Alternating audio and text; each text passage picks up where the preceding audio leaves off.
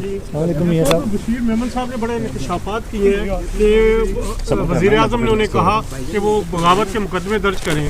کیا کہنا چاہیں گے؟ یہ ارشد ملک کے بعد ایک اور نیا انکشاف کہ حکومتی سطح پہ یہ چیزیں ہوتی ہیں. دیکھ لیں، یہ ہے وہ انتقام کی یا جو ہے نا احتساب کی اصلی جو ہے نا وہ صورت، کہ یہ احتساب نہیں بلکہ انتقام.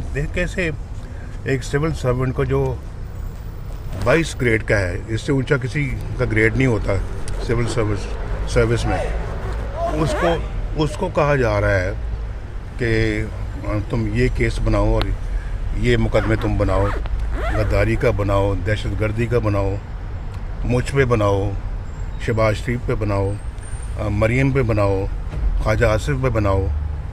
سر وزیر اعظم آزاد کشمیر کے حوالے سے راجہ فاروق حیدر پہ انٹرنیشنل میڈیا اس کو بڑا اٹھا رہا ہے اور بڑی حد تک کا سبب بن رہی ہے.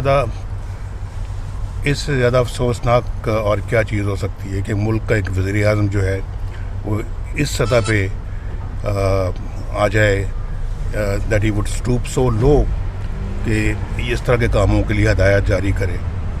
کوئی کمیشن بنانے کا مطالبہ کریں گے آپ؟ پاکستان کی تاریخ میں میرا خیال کوئی ایسا وزیر اعظم نہیں آیا تھا، لیکن چونکہ یہ وزیر اعظم ہے نہیں ہے، یہ سلیکٹڈ ہے، تو سلیکٹرز پہ بھی اس کی ذمہ داری عائد ہوتی ہے. یہ بات سلیکٹرز پہ بھی عائد ہوتی ہے کہ وہ انہوں نے کیوں الیکشنز کو رک کر کے تو ایک اس طرح کا بندہ نااہل اور بالکل جو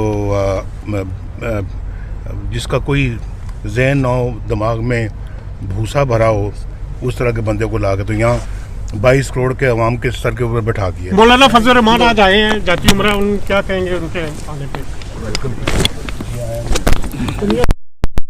مطالبہ کریں گے آپ جو یہ سارے انکشافات ہو رہے ہیں؟ بشیر میمن صاحب نے بہت بڑے انکشافات کیے ہیں.